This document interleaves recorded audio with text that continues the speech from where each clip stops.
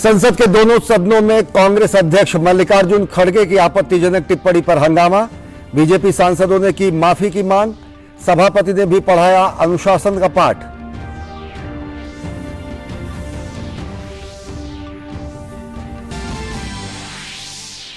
प्रधानमंत्री नरेंद्र मोदी ने सांसदों के साथ लिया विशेष मिलेट्स लंच का स्वाद। बीजेपी संसदीय दल की बैठक में भी मोटे अनाज पर प्रधानमंत्री का फोकस। G20 की बैठकों में मिलेट से बने भोजन परोसने पर हुई चर्चा।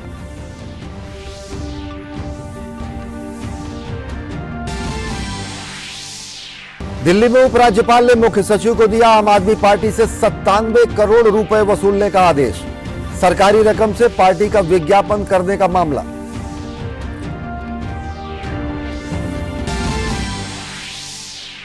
जम्मू कश्मीर के शोपियान में लश्कर के 3 आतंकवादी ढेर, AK-47 और पिस्तौल समेत कई हथियार बरामद।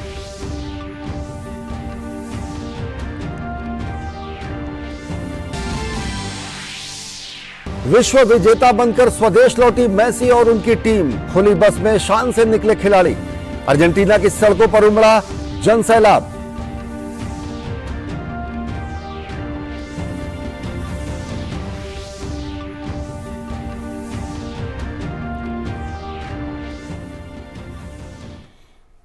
नमस्कार, मैं हूं अश्विनी कुमार मिश्र। देखते हैं खबरों को विस्तार से। केंद्रीय कृषि एवं किसान कल्याण मंत्रालय की ओर से आज संसद भवन परिसर में सांसदों के लिए विशेष मिलेट्स लंच आयोजित किया गया, जिसमें दुनिया में मिलेट्स को बढ़ावा देने की बड़ी पहल की गई। वर्ष 2023 में अंतर्राष्ट्रीय पोषक अनाज वर्ष मनाने की तैयारी की दृष्टि से आयोजन में उपराष्ट्रपति और राज्यसभा के सभापति जगदीप धनखड़, प्रधानमंत्री नरेंद्र मोदी, लोकसभा स्पीकर ओम बिरला समेत अनेक सांसद मौजूद रहे। मंत्रियों और राज्यसभा तथा लोकसभा के सदस्यों ने शामिल होकर ज्वार, बाजरा, रागी जैसे पोषक अनाज से तैयार व्यंजनों का लुत्फ उठाया। प्रधानमंत्री नरेंद्र मोदी के साथ टेबल पर लंच के दौरान विपक्ष के नेता मल्लिकार्जुन खड़गे भी साथ थे। इस दौरान उन्हें बाजरे से बने व्यंजन परोसे गए। इसके बाद प्रधानमंत्री नरेंद्र मोदी ने अपने सोशल मीडिया हैंडल से लिखा, साल 2023 को हम अंतर्राष्ट्रीय बाजरा वर्ष के रूप में चिन्हित करने की तैयारी कर रहे हैं। हमें संसद में दोपहर के भोजन में बाजरे के व्यंजन परोसे गए। इसमें पार्टी लाइन से हटकर सभी की भागीदारी देखकर अच्छा लगा। प्रधानमंत्री नरेंद्र मोदी की पहल और केंद्र सरकार के प्रस्ताव पर संयुक्त राष्ट्र संघ ने वर्ष 2023 को अंतर्राष्ट्रीय मिलेट्स दिवस घोषित किया है, जिसे देश भर के साथ ही वैश्विक स्तर पर उत्साह से मनाया जाएगा। इसकी तैयारियां राष्ट्रीय और अंतर्राष्ट्रीय स्तर पर जोरों पर चल रही हैं।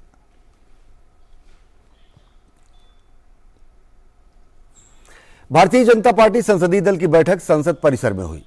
बैठक में प्रधानमंत्री नरेंद्र मोदी, बीजेपी अध्यक्ष JP नड्डा समेत बीजेपी के अनेक सांसद शामिल हुए। बैठक में छोटे किसानों को फायदा पहुंचाने के लिए मिलेट्स को बढ़ावा देने पर चर्चा हुई। साथ ही G20 बैठकों के दौरान लंच और डिनर में भी मिलेट के उपयोग को बढ़ावा देने पर चर्चा हुई।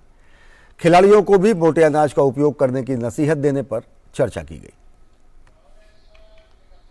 ये छोटे फार्मर को विशेष रूप से, जब ये दुनिया में अभी 200 से ज़्यादा मेहमान, 200 ज़्यादा से ज़्यादा मीटिंग हो रहा है, लाखों से ज़्यादा लोग G20 में आ रहे हैं, उन सब लोगों को कहाँ भी पॉसिबल है, कहाँ भी डिनर वगैरह होगा, वहाँ हम मिलेट का भी कुछ तो कुछ आइटम रखेंगे।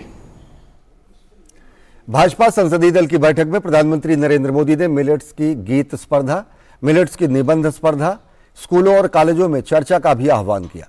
प्रधानमंत्री ने कहा कि इसे जन आंदोलन बनाया जाना चाहिए।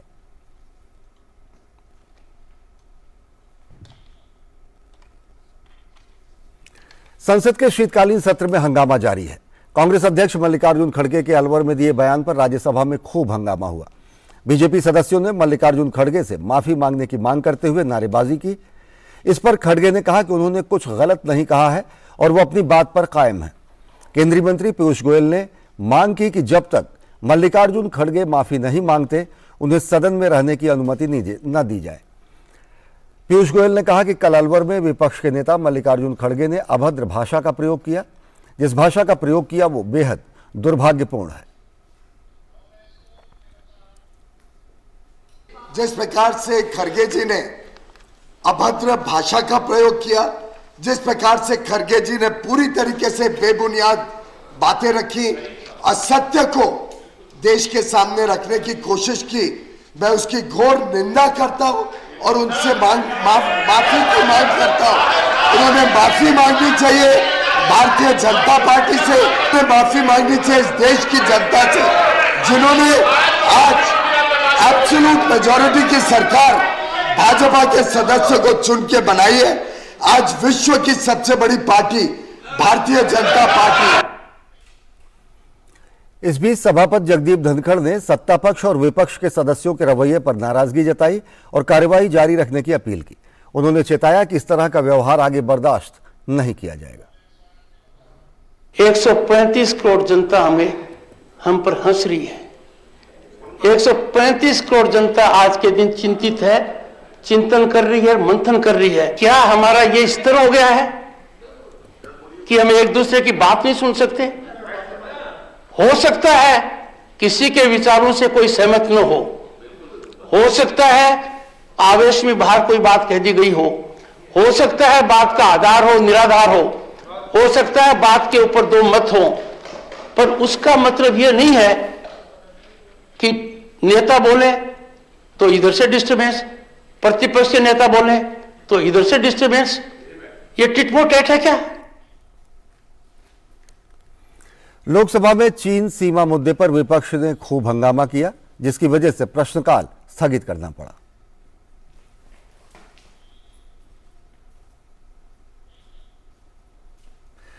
बहुराज्य सहकारी समिति संशोधन विधेयक 2022 संसद के दोनों सदनों की संयुक्त समिति को भेज दिया गया है। आज लोकसभा में केंद्रीय गृह एवं सहकारिता मंत्री अमित शाह ने विधेयक को समिति के पास भेजने का प्रस्ताव रखा। संयुक्त समिति में लोकसभा के 21 और राज्यसभा के 10 सदस्य हैं। अमित शाह ने बताया कि समिति आगामी बजट अधिवेशन के दूसरे हिस्से के पहले सप्ताह के अंतिम दिन अपनी रिपोर्ट सौंपेगी। इससे पहले अनेक विपक्षी दलों ने विधेयक को संसदीय समिति को भेजने की मांग की थी। ये विधेयक इस महीने की शुरुआत में सदन में पेश किया गया था। इसमें बहुराज्य सहकारिता समिति कानून 2002 में संशोधन करने का प्रस्ताव है। इसका उद्देश्य इन सहकारी समितियों के प्रशासन में सुधार, पारदर्शिता और जवाबदेही को बढ़ावा देना है। मौजूदा वित्त वर्ष में वस्तु एवं सेवा कर यानी जीएसटी क्षतिपूर्ति के रूप में राज्यों और केंद्र शासित प्रदेशों को 1,15,000 रुपए से ज्यादा की धनराशि दी गई है। केंद्रीय वित्त मंत्री निर्मला सीतारमण ने आज राज्यसभा में एक लिखित प्रश्न के उत्तर में ये जानकारी दी। इससे पहले उपकर संग्रह और राज्यों में इसके वितरण पर पूरक प्रश्नों के उत्तर में वित्त मंत्री ने बताया कि केंद्र विशेष उद्देश्य से उपकर संग्रह करता है। उन्होंने कहा कि एकत्र धनराशि केंद्र अपने पास नहीं रखता और ये राज्यों के पास जाती है। वित्त मंत्री ने बताया कि वित्त वर्ष 2021-2022 में कुल राजस्व में उपकर और शुल्क का हिस्सा 28% से ज्यादा था। एक अन्य प्रश्न के उत्तर में उन्होंने कहा कि मौजूदा वित्त वर्ष में 30 नवंबर तक 76,000 करोड़ रुपए से ज्यादा का उपकर एकत्र किया गया है।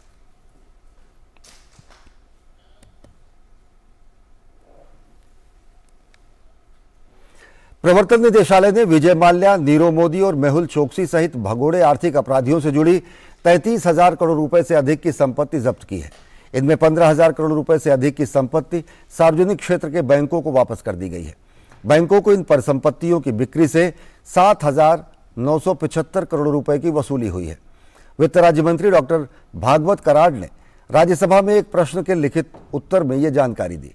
उन्होंने कहा कि प्रवर्तन निदेशालय ने बताया है कि भगोड़े आर्थिक अपराधियों ने 2014 से अपने ऋण का भुगतान नहीं किया है। इन अपराधियों की संचयी ऋण राशि 37,185 करोड़ रुपए है। सरकार ने कहा है कि कोविड महामारी से बढ़ी वित्तीय बाधाओं और केंद्र खजाने पर बढ़े बोझ को देखते हुए कर्मचारी भविष्य निधि संगठन ईपीएफओ पेंशन में वृद्धि करना संभव नहीं है। वित्त राज्य मंत्री पंकज चौधरी ने आज राज्यसभा में एक लिखित प्रश्न के उत्तर में बताया कि सरकार ने पहली बार 2014 में कर्मचारी पेंशन योजना के तहत पेंशन भोगियों को न्यूनतम 1,000 रुपए प्रतिमाह पेंशन प्रदान की।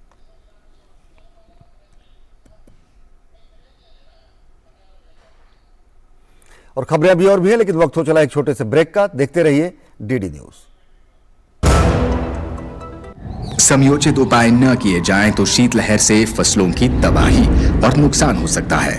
अत्यधिक ठंड और घने कोहरे की वजह से फसलों पर कीटों का हमला, फंगल रोग, शीत घाव और झुलसा रोग हो सकते हैं।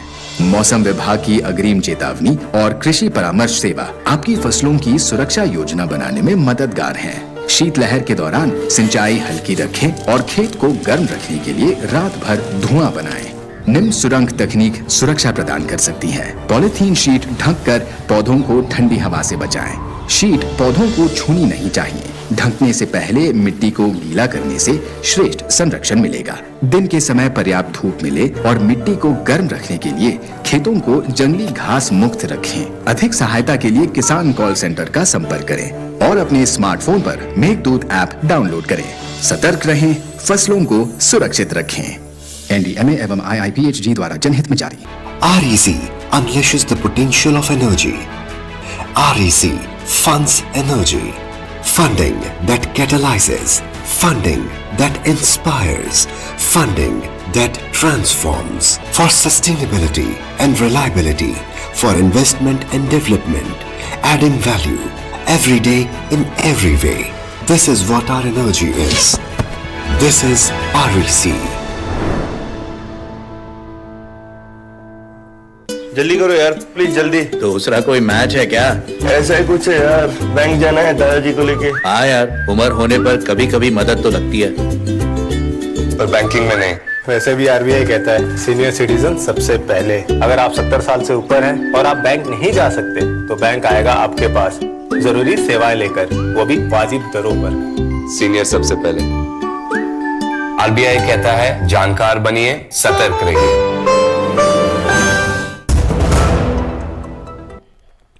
ब्रेक के बाद आप सभी का स्वागत है। दिल्ली के उपराज्यपाल विनय कुमार सक्सेना ने आज मुख्यमंत्री अरविंद केजरीवाल को एक और झटका दिया। ताजा मामले में LGV सक्सेना ने मुख्य सचिव को राजनीतिक विज्ञापनों को सरकारी विज्ञापन के तौर पर प्रकाशित करने के लिए आम आदमी पार्टी से 97 करोड़ रुपए वसूलने का आदेश दिया है।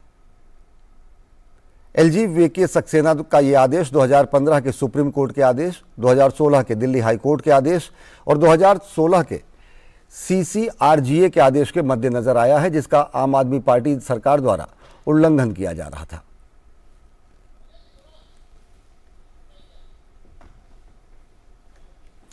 सुकेश चंद्रशेखर से जुड़े 200 करोड़ रुपए के मनी लॉन्ड्रिंग मामले में आज पटियाला हाउस कोर्ट में आरोप तय करने को लेकर बहस हुई। इस दौरान चंद्रशेखर और जैकलिन फर्नांडीज कोर्ट में पेश हुए।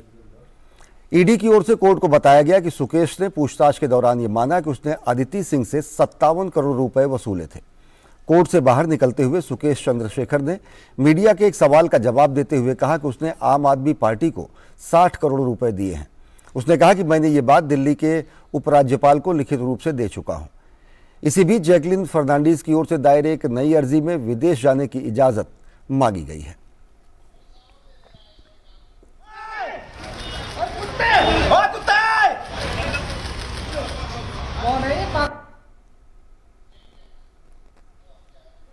उत्तर प्रदेश कांग्रेस के नेता अजय राय का बयान उनके लिए मुश्किलें खड़ी कर सकता है। राष्ट्रीय महिला आयोग ने कांग्रेस नेता अजय राय की तरफ से केंद्रीय मंत्री स्मृति ईरानी के खिलाफ की गई अभद्र टिप्पणी का संज्ञान लिया है। आयोग ने मामले में सुनवाई निर्धारित की है और अजय राय को 28 दिसंबर को दोपहर 12 बजे पेश होने का नोटिस भेजा है।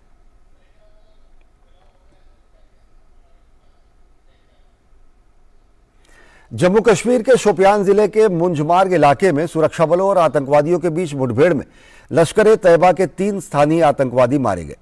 आतंकवादियों के पास से एक AK-47 राइफल और 2 पिस्तौल बरामद हुई है। जम्मू कश्मीर ADGP ने बताया कि पुलिस और सेना ने सर्च ऑपरेशन चलाया, जिसमें लश्कर-ए-तैयबा के 3 आतंकवादी मारे गए। 2 आतंकवादी लतीफ लोन और उमर नजीर हाल ही में कश्मीरी नागरिकों की हत्याओं में शामिल थे। रिसेंटली 2 सिविलियन किलिंग हुआ था। अक्टूबर में हुआ था एक कश्मीरी पंडित का, पूरन भट्ट साहब का। दूसरा हुआ था नेपाल के मजदूर का हुआ था, थापा साहब का। तो दोनों में ये टेररिस्ट इन्वॉल्व थे। तो जब शोपियान पुलिस को इन्फॉर्मेशन मिला तो शोपियान पुलिस आर्मी मिलके कॉर्डन सर्च किया, जिसमें 3 टेररिस्ट मारे गए थे। तो उजैर नजीर जो है ये लश्कर तैयबा का है, ये डलगान अनंतनाग डिस्ट्रिक्ट का था। और दूसरा लतीफ लोन जो है शोपियान डिस्ट्रिक्ट का था। बिहार के छपरा में जहरीली शराब के खिलाफ छापेमारी कर रही पुलिस और उत्पाद विभाग की टीम पर ग्रामीणों ने हमला कर दिया। शराब के विरुद्ध छापेमारी अभियान में रामनगर थाना क्षेत्र के धंदड़ टोली में मंगलवार की सुबह जब टीम पहुंची तो उत्पाद विभाग एवं पुलिस की टीम पर शराब के धंधेबाजों ने ईंट पत्थर से हमला कर दिया। इसमें एक थाने के एक एएसआई समेत 4 पुलिसकर्मी जख्मी हो गए। थाने की गाड़ी को भी धंधेबाजों ने क्षतिग्रस्त कर दिया। जख्मी एएसआई सुरेंद्र कुमार, अरुण राजकुमार सिंह, सिपाही राजा राम पंडित व उत्पाद विभाग के जवान तरुण कुमार का पीएचसी में इलाज चल रहा है। एक्साइज इंस्पेक्टर ममता ने बताया कि सभी की स्थिति बेहतर है। मौके पर पहुंची पुलिस टीम पर शराब के धंधेबाजों ने ईंट पत्थर से हमला बोल दिया, जिसमें कई लोग जख्मी हो गए। अरे सुबह में हम लोग रामनगर थाना टोली में पुलिस की टीम, रामनगर थाना से पुलिस की टीम निकली, हम लोग थे और थाना टोली में जो भी शराब कारोबारी लेडीज सब हमला करती है, रोड़ा पत्थर ईटा शीशा। जो कितने लोग घायल हुए? घायल हुए लगभग एलडीएफ के 4 फोर्स है, उनको चोट लगा है। गाड़ी भी क्षतिग्रस्त हुआ है? गाड़ी भी पूरा क्षतिग्रस्त कर दिया है। इसमें लोगों की गिरफ्तारी भी हुई है? लोगों की गिरफ्तारी हुई है। प्रोजेक्ट 75 की 5वीं कलवरी श्रेणी की पनडुब्बी यार्ड 11879 आज नौसेना को सौंप दी गई। प्रोजेक्ट 75 के तहत स्कॉर्पियन डिजाइन की 6 पनडुब्बियों का स्वदेशी निर्माण शामिल है। इन पनडुब्बियों का निर्माण मैसर्स नेवल ग्रुप फ्रांस के सहयोग से Mazagon dock ship builders limited Mumbai में किया जा रहा है। पनडुब्बी को जल्द ही भारतीय नौसेना में शामिल किया जाएगा। इससे भारतीय नौसेना की ताकत में और भी इजाफा होगा। 12 नवंबर 2020 को लॉन्च की गई वागीर ने 1 फरवरी 2022 से समुद्री परीक्षण शुरू किया और उसने पहले की पनडुब्बियों की तुलना में कम समय में हथियार और सेंसर परीक्षणों सहित सभी प्रमुख परीक्षणों को पूरा किया है। एक भारतीय यार्ड में इन पनडुब्बियों का निर्माण आत्मनिर्भर भारत की दिशा में एक और कदम है। एक उल्लेखनीय उपलब्धि इसलिए भी है क्योंकि ये 24 महीने की अवधि में भारतीय नौसेना को दी गई तीसरी पनडुब्बी है। कचरा प्रबंधन और शोध को बढ़ावा देने के उद्देश्य से आईपीसीए और टेरी इंस्टीट्यूट ऑफ एडवांस स्टडीज के साथ एक समझौता ज्ञापन पर हस्ताक्षर हुआ और काम चल रहा है, जिसके तहत वसंत कुंज स्थित टेरी संस्थान के भीतर एक केंद्र की शुरुआत की गई है। केंद्र का मुख्य कार्य शोध के जरिए कचरा प्रबंधन से जुड़े जरूरी और विश्वसनीय डेटा एकत्रित करना है, जिसका लाभ कचरा प्रबंधन से जुड़ी योजनाएं बनाने में किया जा सकेगा। इस अवसर पर केंद्रीय प्रदूषण नियंत्रण बोर्ड के सदस्य सचिव प्रशांत गार्गो ने सेंटर के लोगों का अनावरण किया। This is an extremely relevant. Last few years, waste has emerged as one of the biggest environmental challenges. So far we have been working to improve quality of water, bodies, quality of air. But little did we realize that waste management is extremely important, not only in terms of improving water quality and air quality, but also as we have been listening, learning that waste is wealth. राजधानी नई दिल्ली में संस्कार भारती व साहित्य अकादमी द्वारा आयोजित 2 दिवसीय दिल्ली कला उत्सव का शानदार समापन हुआ। अपनी तरह के इस अनूठे कला समागम में भाग लेने आए केंद्रीय संस्कृति एवं संसदीय कार्य राज्य मंत्री अर्जुन राम मेघवाल ने कहा कि देश की विविधता में एकता की परिचायक दिल्ली की मूल संस्कृति को सहेजने में दिल्ली कला उत्सव मददगार साबित होगा। देखते हैं हमारे संवाददाता ओपी यादव की खास रिपोर्ट। प्रेरणादायी भजन संध्या की सुरम्य शाम से सराबोर शानदार गायन की प्रस्तुति दे रहे हैं भारत सरकार के केंद्रीय संस्कृति व संसदीय कार्य राज्य मंत्री अर्जुन राम मेघवाल। सूरदास जी ने कहा क्या? प्रभु मेरे अवगुण चित ना धरो, हो प्रभु मेरे अवगुण चित ना धरो। एक लोहा पूजा मेरा कत, एक घर बधी की परो, हो प्रभु जी एक घर बधी की परो। सो दुविधा रस नहीं जानत, कंचन कर तिखरो, हो प्रभु मेरे अवगुण चित न धरो हो। नई दिल्ली स्थित साहित्य अकादमी परिसर में आयोजित हुए दिल्ली कला उत्सव में बतौर मुख्य अतिथि भाग लेने आए केंद्रीय राज्य मंत्री अर्जुन राम मेघवाल ने कहा कि दिल्ली कॉस्मोपॉलिटन सिटी है, देश के अलग अलग प्रांतों के नागरिक यहाँ रहते हैं। ऐसे में दिल्ली की अपनी मूल कला, संस्कृति और खान पान के रिवाज से युवा पीढ़ी को अवगत करवाने में दिल्ली कला उत्सव मददगार साबित होगा। केंद्रीय मंत्री ने इस उत्सव के शिल्पकार प्रभात कुमार के राष्ट्रहित में किए जा रहे साहित्यिक लेखन की भी सराहना की। दिल्ली की जो मूल कला है, मूल संस्कृति है, मूल जो खान पान के रिवाज हैं, वो यंगर जनरेशन को पता लगे, गायब नहीं हो जाए, इसलिए ये प्रयास अपना आप में अनूठा और अच्छा है। साहित्य के माध्यम से जितने भी लेखक हैं, और वैसे भी ये संस्कार भारती से जुड़े हुए हैं, तो कला नृत्य से जुड़े हुए हैं ही प्रभात जी, साहित्य के माध्यम से ये बहुत बड़ा काम कर रहे हैं। सम्मेलन में बतौर विशिष्ट अतिथि भाग लेने आए आरएसएस के वरिष्ठ अधिकारी सीताराम व्यास ने कहा कि दिल्ली कला उत्सव देश की विविधता में एकता का परिचायक है। इस तरह के कार्यक्रम निरंतर होते रहने चाहिए। इस कार्यक्रम में तो विविधता में एकता है। यहाँ पर जो प्रस्फुटित होगी कला, वो सारे देश में और विश्व में जाएगी, इसलिए महत्व है। और कलाकार जो है, ये तो कला को आकार देते हैं और समाज को भी आकार देते हैं, इसलिए ये तो बहुत अच्छा कार्यक्रम, और ये कलाकार सब सम्मान के पात्र हैं। दिल्ली कला उत्सव के संयोजक प्रभात कुमार ने कहा कि राजधानी दिल्ली की सनातन संस्कृति को संजोने के लिए इस उत्सव की संकल्पना की गई थी, जिसे देखने में लोगों ने भी खासा रुचि दिखाई। दिल्ली में जिस प्रकार का एक वातावरण बना हुआ है, उसमें आवश्यक है कि हम हमारे भारतीय धर्म संस्कृति के प्रति लोगों से परिचित कराएं। तो एक माध्यम है ये कि जिसमें आप देखेंगे कि कितनी प्रकार की कलाओं का प्रदर्शन हो रहा है, और सबसे जो उत्साह लोगों को देखने को मिल रहा है वो अभूतपूर्व है। संस्कार भारती दिल्ली प्रांत द्वारा संगीत नाटक अकादमी के तत्वाधान में आयोजित इस 2 दिवसीय दिल्ली कला उत्सव में भारतीय संस्कृति एवं विरासत विषय पर आयोजित युवा पोस्टर प्रतियोगिता के अलावा संस्कारम नामक स्मारका का भी विमोचन किया गया। राजधानी नई दिल्ली में आयोजित दिल्ली कला उत्सव के जरिए एक और जहां दिल्ली की सदियों पुरानी सनातन संस्कृति को जीवंत रखने का काम हो रहा है, वहीं देश की विविधता में एकता के दर्शन करवाकर एक भारत श्रेष्ठ भारत की संकल्पना को पूरा करने का प्रयास भी हो रहा है। मेरे सहयोगी कैमरामैन संजीव के साथ मैं OP Yadav, DD news, Delhi. चीन में कोविड के लगातार बढ़ते संक्रमण के कारण अधिकारी अब कोविड-19 के साथ जीने की तैयारी कर रहे हैं। इस बीच चीन अपनी कड़ी कोविड नीति के बिना तैयारी के बाहर निकलने और 2023 में कोविड से अनुमानित लाखों लोगों के मारे जाने की आशंका की रिपोर्ट के बीच पहली कोविड लहर की चपेट में है। कोविड संक्रमण बड़े शहरों से छोटे शहरों और ग्रामीण क्षेत्रों में फैल रहा है। चीन के बड़े शहर सुनसान हैं।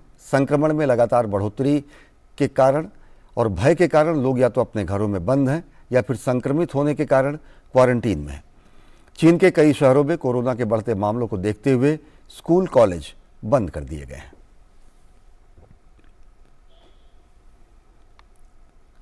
अमेरिका के पूर्व राष्ट्रपति डोनाल्ड ट्रंप की मुश्किलें बढ़ती जा रही हैं। जनवरी 2021 में कैपिटल हिल हिंसा मामले की जांच कर रही विशेषज्ञ प्रवर समिति ने डोनाल्ड ट्रंप के खिलाफ आपराधिक मुकदमा चलाने की सिफारिश की है। जांच समिति ने ट्रंप को कैपिटल हिल हिंसा के लिए जिम्मेदार ठहराया है। हालांकि समिति बुधवार को अंतिम रिपोर्ट पेश करेगी, जिसके बाद न्याय विभाग को फैसला करना है कि ट्रंप को दोषी ठहराते हुए उनके खिलाफ केस चलाया जाए या नहीं। माना जा रहा है कि समिति की सिफारिश के अभियोजन पक्ष पर दबाव बढ़ जाएगा। जांच पैनल के उपाध्यक्ष लिज चेनी ने कहा कि घटनास्थल पर मौजूद सभी साक्ष्य पूर्व राष्ट्रपति डोनाल्ड ट्रंप की घोर नैतिक विफलता की ओर इशारा करते हैं।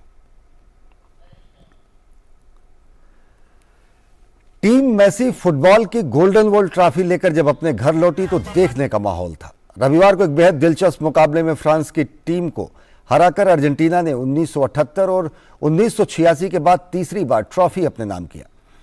टीम के कैप्टन लियोनेल मेसी के हाथ में गोल्डन ट्रॉफी देखकर ब्यूनस आयर्स के एजीजा एयरपोर्ट पर मौजूद लोगों के चेहरे खिल गए।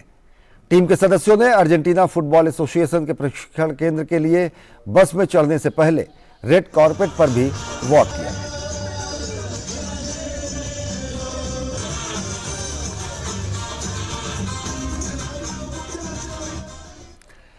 इसके बाद सभी खिलाड़ियों को एक ओपन टॉप बस में बिठाया गया। इस दौरान सभी खिलाड़ी अपने गले में गोल्ड विनर्स मेडल पहने हुए थे। लाखों की संख्या में मौजूद लोग यहां अपने हीरो की झलक पाने के लिए बेताब हो रहे थे। लोग खुशी से चीख रहे थे और इस बेहद खूबसूरत माहौल में विश्व विजेता टीम धीरे धीरे आगे बढ़ रही थी। अब कल 21 दिसंबर को शहर के ऐतिहासिक ओबेलिस्क सेंटर में एक भव्य समारोह होगा जो इनके सम्मान में आयोजित किया जा रहा है। वैसे भी पूरे देश में इस समय लोग जश्न में डूबे हुए हैं और अब उनकी टीम देश में है तो लोगों का उत्साह और भी देखने लायक है। सबसे ज्यादा लोग लियोनेल मेसी को देखने की और झलक पाने के लिए बेताब हैं। उन्होंने टूर्नामेंट में 7 गोल किए और टूर्नामेंट के सर्वश्रेष्ठ खिलाड़ी गोल्डन बॉल का पुरस्कार भी अपने नाम किया। Mantenga el avance, uno juega con su equipo pensando en llegar bien a la Copa del Mundo, todo ese trabajo, ¿no? Que uno mirá las imágenes en vivo, gracias TN, mirá. तो Argentina में हुआ जबरदस्त स्वागत अपने विश्व विजेताओं का। तो बुलेटिन में फिलहाल इतना ही। देश और दुनिया की ताजा तरीन खबरों के लिए देखते रहिए डीडी न्यूज। नमस्कार।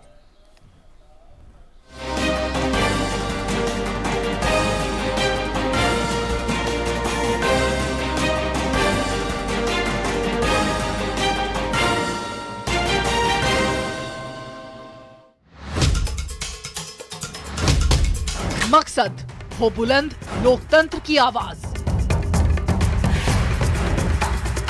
जज्बा तमाशे का शोर नहीं, जनहित पर हो जोर।